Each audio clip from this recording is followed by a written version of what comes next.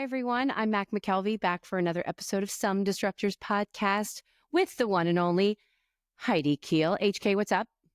Mac the Knife, what's shaken? That's your new nickname. I just busted that out when we were interviewing Wade that day, and that stuck. So, and you're Mac the wife to him, which I thought was amazing. So that was very cute. Well, I met Sting, who starred in Three Penny Opera in DC back when I was in high school, and he sang Mac the Knife. So I will take that because I felt like I was serenaded by Sting in the audience. I wasn't, because Mac didn't exist when I was in high school, but she came later. Anyways, we are joined today by the Genean Jones. Genean, thank you for being here today.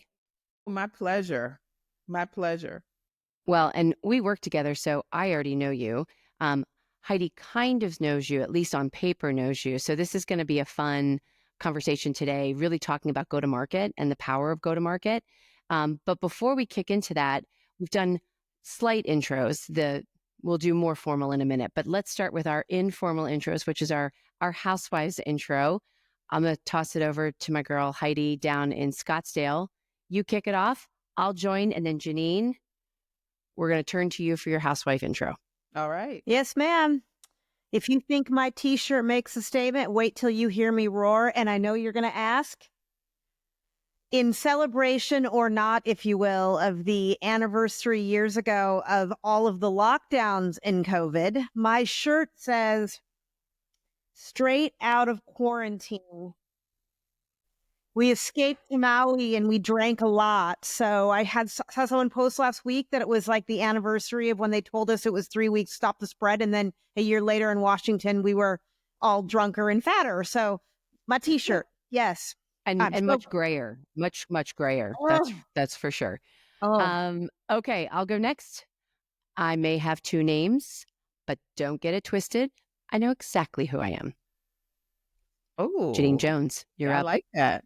All right. I find to life like a jazz melody, travel for culture, and solve life's challenges with harmony. Man. Okay. Ooh, that was deep. That was deep. Mine seems very surface. What can I say? What can I say? About COVID and t-shirt. I mean, right? And Genean's going very deep. Well, Genean, let's start with, thank you for that introduction and welcome to Some Disruptors podcast.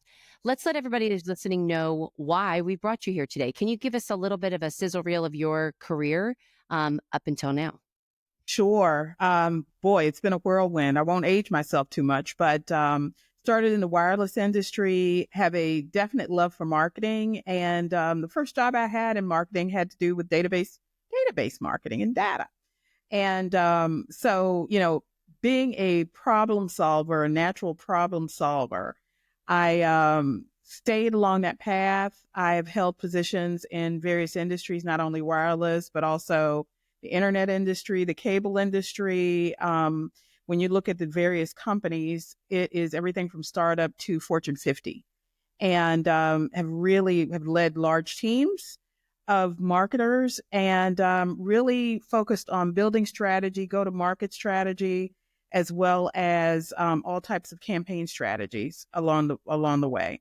So I have had an awesome time, especially being in the midst of the technology boom, where things change so rapidly. I'm still here. I'm here to stay, and I'm loving it. And I'm riding this AI wave now.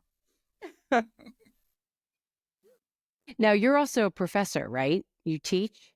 Yes. I teach several different courses, data management, as well as marketing and communication change management for West Virginia University, graduate level. So is that what keeps you on your toes now? Are you constantly researching and staying up to speed on latest trends to really help inform your teaching? Or are you just a natural sponge like some of us OGs that are just constantly taking in as things are changing so rapidly? Well, it's a couple of answers. So yes, that is some of it. The other is I like to hang out with engineers, developers, and gamers, believe it or not, because they're typically on the cutting edge of what's going on, what's happening, and being able to take that and apply it, across industries and within marketing. It's kind of a vision into the future, so to speak. and really just, try to read and stay in touch with my network of fellow marketers and technologists. So Now, do you think of yourself as a generalist or a specialist? think of myself as a specialist. And what I mean by that is my love for strategy and turning, data into insights and building plans and operationalizing those things. So if I had to pick one, I'd say strategy. And that's go to market strategy in Have particular. you always been into data and numbers, Janine? Has it always been a love for you from the beginning, or was it something you developed over time? It was actually something that I developed over time. That's an interesting question because if you were to ask me if I was a numbers person, originally I'd be like, no, do I have a fear of math? No, I don't. But I look at No, that's numbers me. That's me. and yeah, I look at numbers and I specifically look at data, and it always tells a story. So, big puzzle fan. So when you get that data and that information, it's about digging and really finding out what story it's trying to tell you. One of my sayings is data doesn't lie, people do. So when they become creative with it. And so that's why it's so important as you form go-to-market teams and you're starting to work and align yourself across the business, knowing the data, knowing that information and being able to translate it appropriately into growth. Okay, so Janine, something I know about you, and I think the people listening can learn a lot from you on a lot of things, but particularly there's a part of the go-to-market motion that you talk about with me that I don't hear a lot from folks in startups in particular, and that's really around including customer success as a key component of go-to-market. Can you talk about your views on that? Sure, absolutely. Well, customer success, and I call it everything in terms of engagement and onboarding, and that whole part of that whole life cycle of a customer. But the important part there is that many companies take a look at their embedded base or their existing base, and they don't realize the potential revenue that's hiding there. I've had CEOs say it's free money. Well, is any money free? But, at the same time, it's really about not letting them get to a point where they are about to churn or about to cancel their account, being proactive with them. Everything from the service levels that you're giving them to getting them deeply embedded in the product from an engagement perspective. And more than anything, just, tracking there with them and upselling and cross-selling when the opportunity comes. That's where I think a lot of the intent data and just understanding where they are in their life cycle, I think it's really key to being able to drive additional revenue. As a matter of fact, there's some studies out there. There's one fact that I love using. 20 to 40% of a company's revenue on average could be driven through upsell and cross-sell or expansion activities, if in fact Wow. they have those right triggers in place throughout those motions. Which is Yeah. interesting because I think in the startup space we don't talk about that, right? It's everything's about net new revenue, Mhm, everything's about new, mhm, and then you talk about churn, right? mhm, Obviously, churn gets flagged to the marketing departments, but being part of that customer success learning and journey, mhm. and I'll speak for myself. I won't speak for you, but I don't see a lot of marketers getting involved at the customer success level as part of the go-to-market team. Do you see that differently in large companies, or do you see that differently also in the startup space? And Heidi, you as well. Like, have you seen where marketing can get really involved, or just seems to forget that it's just a gold mine? Marketing has to get involved.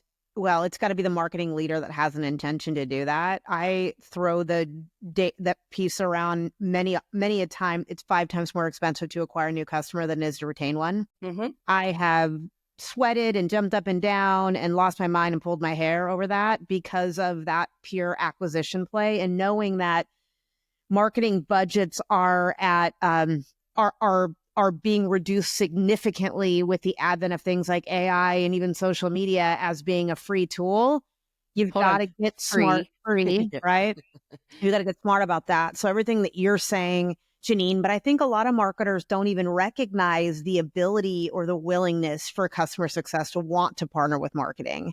When I walk into an engagement, I always talk about right brain, left brain being acquisition versus prospect versus customer. And most teams that I've seen from whether it be a team of 2 or a team of 30, they don't divide and conquer that way. They've got an acquisition team and then one little lowly ghost that supports current customer marketing. And that 20 to 30% revenue right there, Genean, you mentioned, sheesh, partner that with the ability to reduce an acquisition budget and spend those dollars in more meaningful ways is huge. Yes. Huge. And you're talking about skipping that whole top of funnel, activity and those motions, because the awareness is there. They're your existing customers. You don't, you just have to make sure that you're providing the right service and getting them engaged. And to kind of answer your question, Mac, one of the things I've seen large companies be really good at it.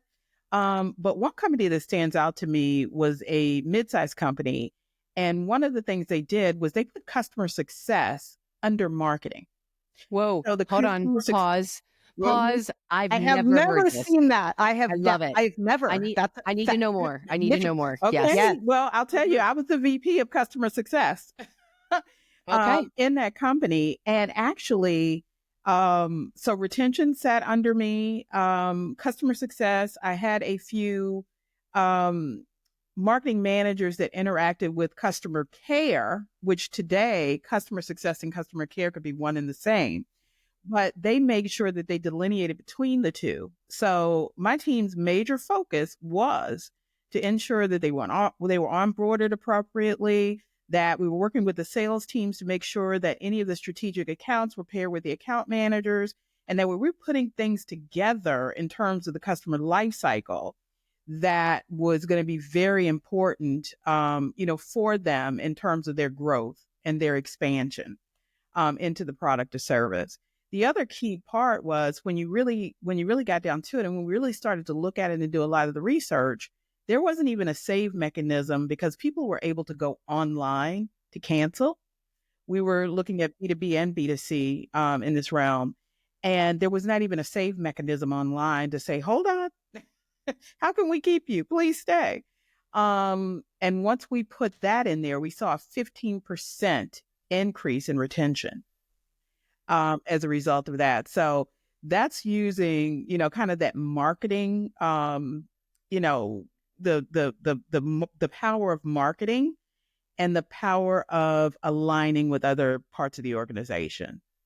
Because I'm curious if your comp structure followed that. Like, did your team get incented for retention and upsell, or were you on standard comp and that was just your remit? It was standard comp, and that was the remit. So I have different ideas about that, but I think that could be a whole other podcast. We could go down comp structure for marketing. Is it time to rethink what we're incenting marketers to do, just like we do with salespeople? Yeah. I have a lot of opinions on that one myself. So yeah, we'll have another one on that. They make marketing they have to co-own that revenue target with a sales org, but they don't get compensated on that revenue target. So, well, absolutely. Absolutely. And I know, if you really think about it, that's one of the issues or challenges that marketing and CMOs have fought for a long time, for many, many years, of being able to show value and we talk about CAC and we talk about ROI and all these other things. But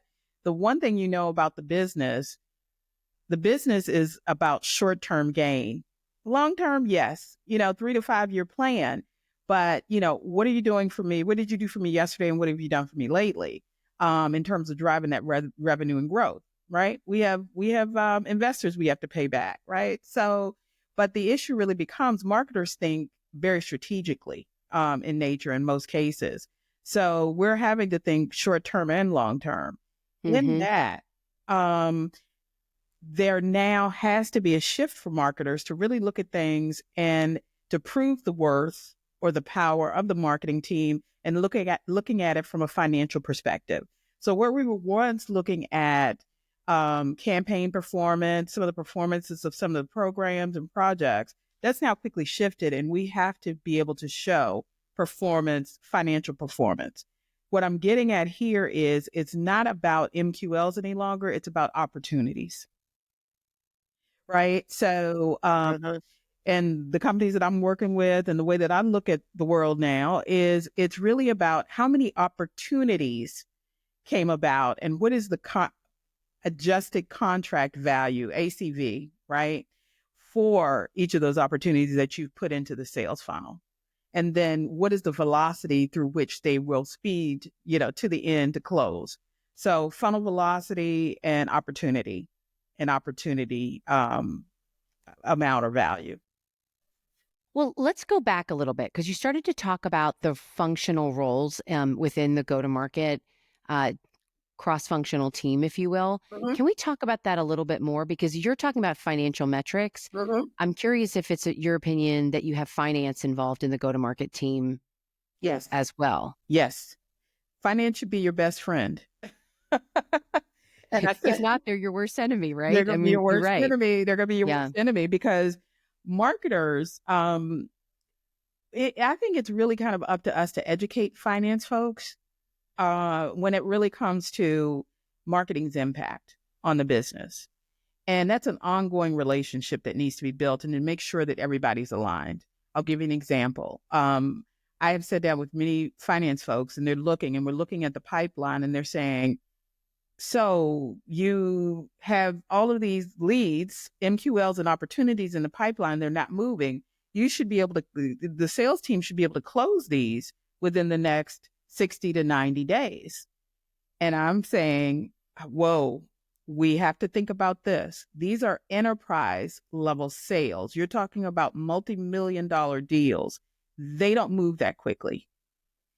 That's right. Right? You're going into major Fortune 500 corporations that have a lot of different layers of approvals and it's group-based decision. So let's set the expectation appropriately. So it's those types of things and those types of conversations in working with finance and, along with the sales team, because they have quite a bit to say about that too. It helps to educate people to make sure that everybody is aligned and everybody kind of knows what all of this means. Is there any difference between rolling out a GTM for a direct-to-consumer offering versus B2B? Because I know you have a really unique, interesting kind of background. Mm-hmm, mm-hmm. If so, how different is it? Well, I think it really has to do with a lot of people will tell you that B2B is a lot more complex than B2C. It really depends on the B2B. I think with B2B, it's really depending on whether it's a product or a service. I think all of the teams that I talked about really have to align. I think when you get into the B2C, what's layered in is how do you sell in terms of go to market, because the sales channels can be very, very different. Yeah. With, B2C, you may have retail locations, you may actually have e-commerce. In most cases you do. Is there, anything else direct to consumer, other channels like, do you have distributors, in that mix? So it's really, you have an overarching template, but the interchangeable pieces are how's the business designed and how the product's sold. That's right. Well, and it's interesting. I have a scenario question for you. So hypothetical here. Let's take a B stage company. So a B stage company, meaning they've raised their B round. Let's call them about 20 to 25 million in revenue. Mm-hmm. They are a product company, B2B. Mm-hmm. You walk in as their CMO, you walk in as their head of marketing on day one, and you need to spearhead the development of a go-to-market team. Who are you putting on your team out of the gate? There is a right and a wrong answer in Mac's mind. I'm telling you this right now. I think Jeannie and I are actually aligned on this one. So I'm curious to hear what she says. Who am I Yes. putting on a team immediately? Yes. Someone who internally, what roles do you need on day one to be on your go-to-market team across the company? I'll go back to what I said before, product, because I need to know everything about the product. Is it the chief product officer or is it a very senior product manager? Like who? Like I'm talking roles. Like is it the C-suite or does it have to be the C-suite? I don't think it has to be the C-suite. I think it's the people that are closer to the work. And what I mean by that is I would say probably your VP of product and maybe even a product director. Product owner. Yeah. So yes, absolutely. I think definitely there. I think you're also going to have your sales leaders, and I'm not talking about a CRO or anything like that. But you've got to have some pretty key, salespeople that know the business, been in there, and they're high performing, or have a history of being high performing because they know that customer. Definitely marketing, finance, like I talked about. And I would also say engineering. Um, Hmm. yeah, engineering. And the reason I say that, I'm a big believer in there are so many ideas because engineers look at the world so differently than other parts of the organization. You bring them in and they will literally lead you down a path that it makes you kind of rethink the world. And you start to change your perspective on certain things, and you get very creative with it. So I think that those would probably be the main players that I would start with and potentially grow it after that. And what would you just tell, particularly for our folks that have never pulled together a go-to-market team or haven't served on a go-to-market team, how do you sell that internally? Are you getting the CEO on board with you? Are you going to your peers? What counsel would you give to a marketing leader who hasn't built this in the past and needs to do this in their new company or their company? I think you have to definitely sell it to the CEO. And I would also say CRO, Chief Revenue Officer, and of course, finance. They're holding the purse strings as well. So I would think that those are the three players that you really need to get on board with this, get sanctioned, and they'll be the ones to say, "Hey, set the bar for it." I think that in doing that, they will get you to the right people. But more importantly, and I'm going to quote one of our friends, Mac, a person that we know, it's about that first 100 days. Oh, I know exactly who you're talking about. I know, I know. Yes, And he is very specific on that, and he is yeah, right. yeah, and he's absolutely right. And when you mention that to me, it's the impact that you can make within those first 100 days that you're there. You have to literally hit the ground running and get that approval, get that guidance, and get that leadership team on board with you, and then doors will open. And is setting up the go-to-market function one of the biggest things you need to do in your first 100 days, in your mind? I think it is. I think it definitely is because it's the way. Even as a marketer, I put my marketing hat on. How do I know that the messaging is appropriate, if it's aligned? My value propositions, where are they? Are we running the right programs, and are we spending the money in the right places? Right. So from a budget perspective, and in order to do that, it's really doing an evaluation. If there is a partial go to market, what I typically find with round Bs, they've been so busy in those startup modes. Now they've moved. So the group that they typically have are now having to mature themselves to get into the next stage of the business. So they either have partial GTM set up or they need it built from ground up. But I have always found that there's huge opportunity to really build a GTM. I agree, because I think that jump from, I'm going to call it an A to B stage. I know it's not a clean stage, right? Because every company is different. But once you get to that B round and you've got that product market fit and you're trying to get towards that scale up, Mm-hmm. it requires motion. It requires a united front. And so I'm leading the question here, but I mean, you've worked with lots of startups, right? Do companies invest correctly here in go to market, do you think? Or do they still come at it from a pretty fragmented, disparate approach? What I find, it's fragmented, to be honest. I have yet to, and it's not that it doesn't exist out there, but I think that they have so many other priorities and they're trying to sell and they're trying to prove their worth, that they're really still trying to pull all of that together. You have one person that's doing 10 different jobs, and everything is a crisis. So do you really have time to really step back and think strategically about things? You're just in a motion of doing, get it done. uh So that so, that actually brings up another question then. I know I'm interrupting before you can even answer the question I just asked you, but on that you just said, um, at a Series B, from your perspective, there's actually no wrong answer here, although I do have opinion, Heidi knows, but do you need a CMO at B? Or should you be bringing in someone like yourself, some third party that is an expert that can help build a go-to-market motion for you while you scale up. And when you get to your Series C, that's when you hire the CMO and build from there. And then I'm going to have you go back and answer the question I asked before. Sorry, I asked a question in No, a question. no. What I find is that you don't necessarily need the CMO at that point.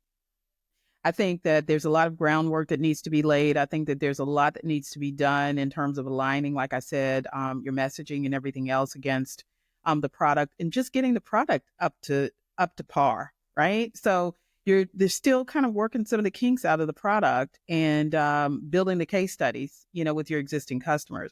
I think when the CMO comes in, it's really all about really highly elevating at a hyper pace the brand itself, and it's about brand and brand awareness and other things. But I think in that round B stage, you really need people. Not to say CMOs aren't doers, but you really need to have those people that are in there, the ground game, going and set. I'm Well, sorry that I interrupted you before. I was just really curious about your perspective on that. well, and No, no, something no, no, kind of no, no. controversial. The three of us have been doing this for a few shakes. Yeah. The CMO role is very different than it used. Everybody's a CMO now. They're fractional CMOs, even if they haven't actually led a team, managed budgets, hiring, firing, all the things. And so I think our version of what we see, I mean, the pedestal CMO doesn't exist very much any longer. That Not ivory in tower of startup world. strategery, right? When Yeah. you just sit and you go and counsel the board and you get to be strategic, you have to roll up your sleeves and do the things. And so it's unfortunately, I think startups love to play CEOs particularly, and any CEO watching this, you can send me a note. We can have a conversation about it. They love to be big time and have a CMO because they think it sets them up to a particular level when really that person's not doing CMO level tasks. They're a $10 million company Are and you they've there? got $22 and some wet sticks to rub together. That's not what I would consider to be a Procter and Gamble or a big company level CMO. I mean, it's been a really long time since I don't know if we're ever going to get back to that traditional wearing suits every day. Before we jump into growth, I'd love to take a break and thank our sponsor, who is the Startup Marketer. So we'll be back in about 30 seconds. We love startups, but marketing for them can be hard. Whether you're a founder, a seasoned marketer, or a recent marketing grad, Startup Marketer is here to help. Startup Marketer, or SOME for short, is a first-of-its-kind marketing ecosystem designed by startup marketers with experience working with over 100 startups. We understand the unique challenges you face because we've been there, and we're sharing our cheat codes for success. With bespoke marketing templates, on-demand courses, interactive sessions with experts, and a vibrant community of like-minded professionals, SOME combines accelerator muscle with community wisdom. You can even book an expert to troubleshoot or ideate in real time with senior strategists and senior doers. In a world where marketing is a critical element for startup success, SOME equips you with everything you need to drive growth and stay ahead. So join SOME today and elevate your marketing game. Visit thestartupmarketer.com. Okay, we are back. I am Mac McKelvey here with Heidi Keel, Miss HK. What Say- up, Matt? Hi, Matt. Hi, and Janine. It's been our fun so very far. special guest, yes, Genean Jones.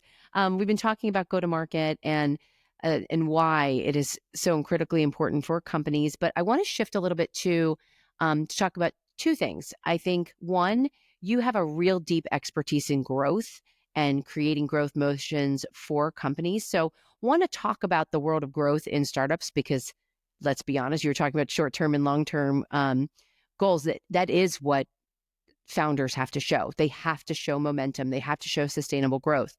So let's just jump into it. What is the role of marketing with companies' growth? Wow. It's really about demand, right? It's about demand. It's about demand generation and ensuring that you are going after, sounds a little traditional, the right audiences and with the right message. In today's world, what that really means is having the right tools.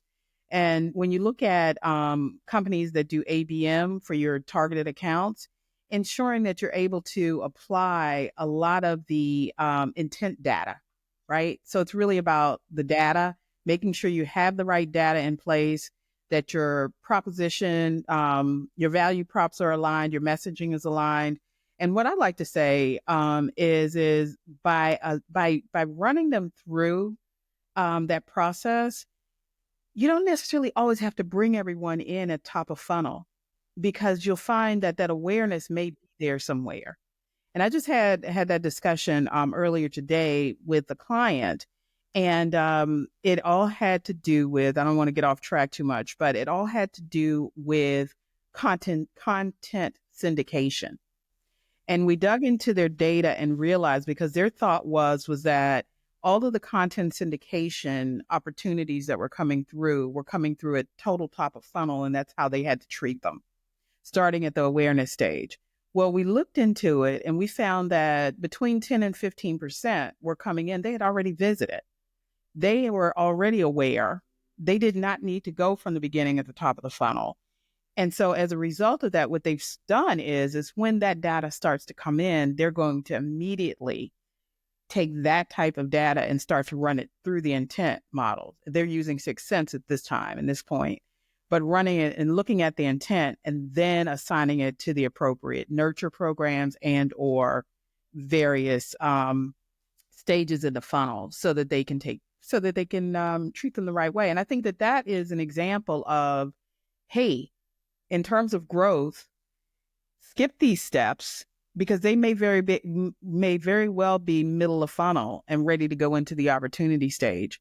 We as consumers, and most consumers, are already out there doing their research. Even if you don't, let's say B stage company already, you've had activity out there. You're probably more than anything showing up in some of the SEO, searches and things like that. So there may be more awareness than you realize. So that's signal grabbing too, right? Like that, I think that's something I've definitely noticed where I feel like there's a gap, right? Is the maturity is not the right word, because that sounds very condescending, but it is it's understanding what data and what insights you can derive from that data to give you the signals that you then know to jump stage to the funnel, right? Like, is there a gap in talent? Is this something where bringing in external resources or something to augment your team? Like, what kind of counsel would you give to a founder who's struggling? They don't have a demand machine yet. I would say definitely, invest in outside resources that can come in and look at that gap and help you with building out the right team or resources, or putting the right strategies and processes into place, building that infrastructure as part of your overall go-to-market, because those motions could be important. And, they translate into savings, not only savings from a budget perspective, but savings in terms of time and funnel velocity, right? Those top of the funnel leads that you're putting in now may not be ready for another 8 to 12 months. Whereas there could be a portion of them that are ready within the next 6 months. So, So basically pay it forward. Has the role of the growth marketer changed in the last 3 years? And if so, yes. how? I would say dramatically, because, at one point it was demand generation, right? So everybody looked at it from, definitely top of the funnel and looking at the various funnel stages. Now it's really about growth and where you will find growth. AI has really kind of come into play in all of your various platforms. So when you start to take a look at the connection between, say, your CRM platforms and your marketing automation platforms and all of the great things that they can do with those integrations, it's really opened up a whole new world, I would say, for growth marketers. Those worlds where demand gen folks, and I won't say it was manual because it was still automated, but we have more choices now, and they're choices that are at our fingertips, and we're not necessarily having to any longer rely on, a marketing operations team or an IT team to put these things into place. They're right there on your desktop. Can I ask you, you talked about AI, and I'm curious how the invent, if you will, of the SDR function becoming more of an AI-related function, how that has affected the KPI measurement and success of that growth marketer that will be responsible for that funnel journey. How have you seen that impact that role? And how can a growth marketer flex, recognizing that the sales motion is very different when you're talking about artificial intelligence doing that outreach piece on your behalf versus a human being you could go over and coach a bit up or listen to a phone call? Well, it's really interesting. I'm going to give you one example from that. So when you talk about AI, let's talk about chatbots, right? And there's two different paths with chatbots. You can either, you've already scripted it out. You've got AI in there, so it knows from the prompts and how to interact with anyone that visits your website, versus a chatbot situation where it's manned by, let's say, an SDR or a salesperson, like all day long. And I've seen that change. I think that salespeople, SDRs, or even marketers may sit back and say, well, that bot will do what it needs to do with us or for us. I say no. I say that anybody that's interacting with that bot, you take a combination of the human element and the AI component, and you really talk to people and interact with people online at your website, because they are ready. If they've taken the step to start to interact with you with a bot, and you're able to connect that manual, personable, interaction with those bot interactions, you really are at a point where you could sit there and you could convert almost all day long. And, I can't tell you, when you take a look at the value of leads and or opportunities that come in through an agent like that versus one that's done from an outbound motion or another type of inbound motion, they're so much more valuable. They're so much So more interesting. Yeah. What do startups get wrong around growth? What do they just blatantly get wrong? You gotta make me say it. I'm gonna make you say it. Like, where are their opportunities to tighten their approach? That's the marketing spin on what I just said. I would say, in terms of startups, look beyond just your sales, your sales team and your business development, and get as much out of, your marketing efforts, because it can do some of the heavy lifting for you. I think it's really about not going down the path with a siloed approach, but thinking about it in more of a connected way, in more of a collaborative way. Genean, thank you so much for being here with us today. Genean is one of our experts on Book an Expert. She can actually talk to you about any challenges you're having on go-to-market or growth, or anything in the marketing realm. And for someone that's worked with her, I can tell you, it'd be time very well spent. So, Genean, thank you so much for joining us today. HK, stay cool out there in Scottsdale. Good seeing you both. Nice meeting you, Genean. We'll be back with another episode of Some Disruptors podcast soon. Thanks again, Genean. Thanks again, HK. See you later.